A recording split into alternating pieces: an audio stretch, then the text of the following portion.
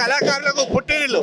మరి గోల్కొండ కిలాలో జరుగుతున్నటువంటి 79వ స్వతంత్ర దినోత్సవం వేడుకలు చాలా అట్టహాసం జరుగుతున్నాయి. మరి ఈ భాగంలో మనతో పాటు కరీంనగర్, వరంగల్, ఆదిలాబాద్ నుంచి వచ్చిన జిల్లాల నుంచి వచ్చినటువంటి కళాకారులు ఉన్నారు. మరి ఈరోజు వీళ్ళు ఏంది డప్పు ఒగ్గు కళాకారు దుప్పు కళాకారులు. మరి వారితో పాటు మాట్లాడి ఈరోజు వీరు ఏ విధంగా వీరి సంతోషాన్ని వ్యక్తం చేయడానికి మనతో పాటు ఉన్నారు. మరి ఇటు సంతోషంలో భాగంగా మనతో పాటు మాట్లాడడానికి మీ పేరు?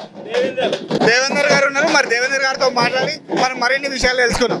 నమస్తే సార్. నమస్కారం. మీరు ఎక్కడి నుంచి వచ్చారు?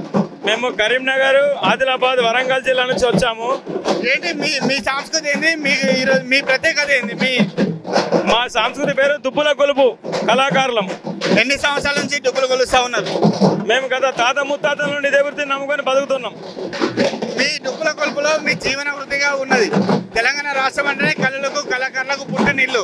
ఈ తెలంగాణలో జానపదులకు కొదువ లేదు మన రాష్ట్రంలో. మరి మీకు ఎలా అనిపిస్తూ ఉన్నది? మీ కుటుంబ నేపథ్యంలో మీ ఎంతమంది ఉన్నారు? మేము పాత ఉత్తర తెలంగాణలో కనీసం 10,000 మంది ఉన్నాం.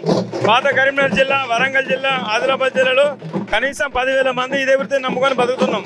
గత తరతరాలుగా ఇదే వృత్తిని నమ్ముకొని బతుకుతున్నాం. మాకు ఈ పని తప్ప వేరే పని రాదు. మాకు వ్యవసాయాలు కానీ ఇంకేం లేవు. మాకు ఇదే వృత్తిని నమ్ముకొని బతుకుతున్నాం. ఈ మధ్యనే భాష సంస్కృతి వాళ్ళు మమ్మల్ని గుర్తించి ఇక్కడ పిలిచారు. మేము ఇక్కడికి వచ్చాము. మా కళని ప్రదర్శిస్తున్నాం. కాబట్టి ప్రభుత్వం మమ్మల్ని ఆదుకోవాలని కోరుకుంటున్నాం.